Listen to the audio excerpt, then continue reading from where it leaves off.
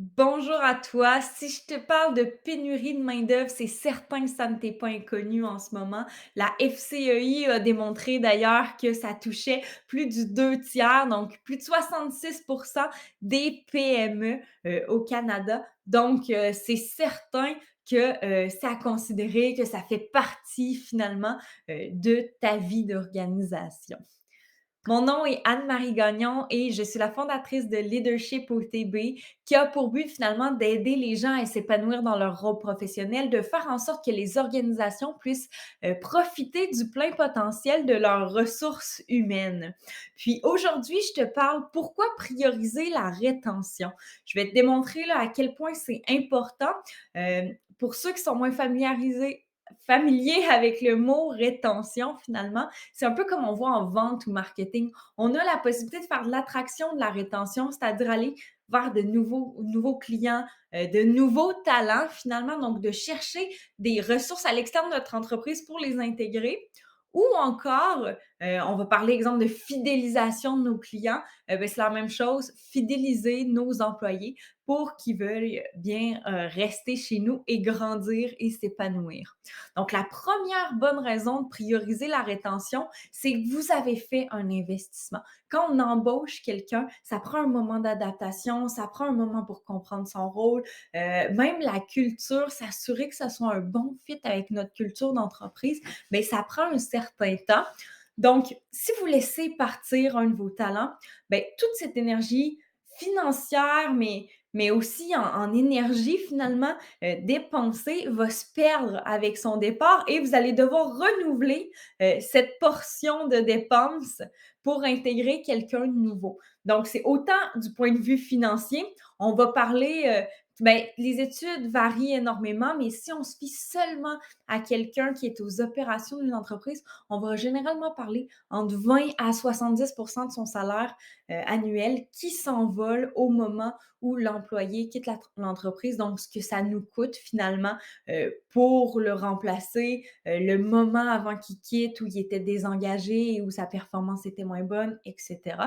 Puis, quand on parle d'un cadre, donc quelqu'un qui a un rôle de gestion, qui a une équipe, on va parler de 100 à 150 de son salaire annuel qui s'envole avec lui. Il ne faut pas oublier que oui, il y a le financier, mais il y a toutes les compétences, tout l'investissement, la formation, le partage de connaissances qui s'est fait à l'interne, qui quitte avec l'individu. Oui, on peut limiter en se partageant l'information, mais c'est jamais comme tous les liens, les connexions qui se sont faites là, dans le cerveau de cette personne-là qui pourrait contribuer à notre entreprise.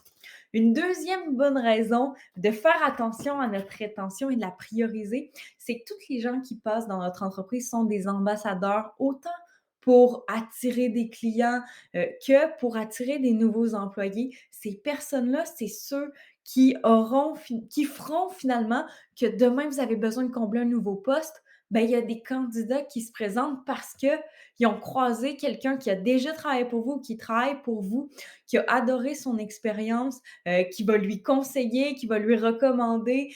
Puis aussi, au-delà de ça, oui, il y a l'apparence, l'image de l'employeur que vous dégagez va jouer, mais c'est certain qu'il n'y a rien de mieux que des bons ambassadeurs, des anciens employés qui sont satisfaits, des employés, en fait, des gens qui vont rester. Aujourd'hui, on dit souvent que c'est rare qu'un employé reste plus de 2 ans. Ben, moi, personnellement, si je rencontre quelqu'un, ça fait 6, 10 ans, 15 ans qu'il travaille pour une entreprise, ben, c'est certain que ça va avoir tout de suite un impact positif parce que je me dis: «Waouh, OK, l'organisation a vraiment à cœur ses employés. Ça fait 10 ans que tu es là puis que tu es toujours heureux».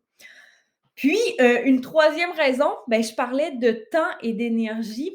Ben, l'embauche en ce moment, ça implique du temps, ça implique d'énergie, des ressources sinon, simplement pour, avoir quelqu'un qui va s'occuper de ce processus-là pour vous, dé afficher un poste, passer en entrevue. Des fois, il y a 2 entrevues, faire le retour, l'intégration, être en attente de réponse. Donc ça implique du temps et de l'énergie, que vous avez intérêt à mettre ailleurs et surtout, souvent, on va prendre nos bons éléments pour trouver les nouveaux employés quand on ne fait pas affaire avec l'externe. Puis qu'est-ce que ça fait? Ben, ces bons éléments ne sont pas en train de faire autre chose qui leur plaise. J'ai même croisé des gens où justement, ils détestent faire de l'embauche, mais ils n'ont pas le choix. Donc, ils vont faire de l'embauche et eux vont commencer pour leur employeur et eux vont commencer à être démotivés et à perdre de leur implication vers leur employeur. Et donc, plus de risques que cette personne-là quitte à son tour.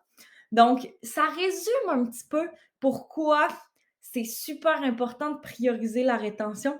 Donc, j'ai parlé du coût financier, en temps, en énergie d'un départ. J'ai parlé aussi de l'impact sur le côté ambassadeur de tout ça.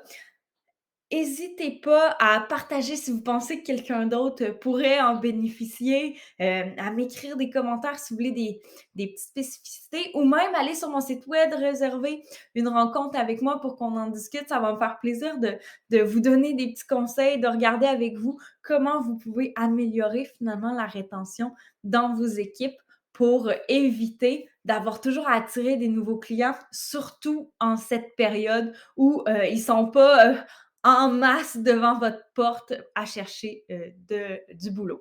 Donc, je vous souhaite une très belle journée et je vous dis à très bientôt.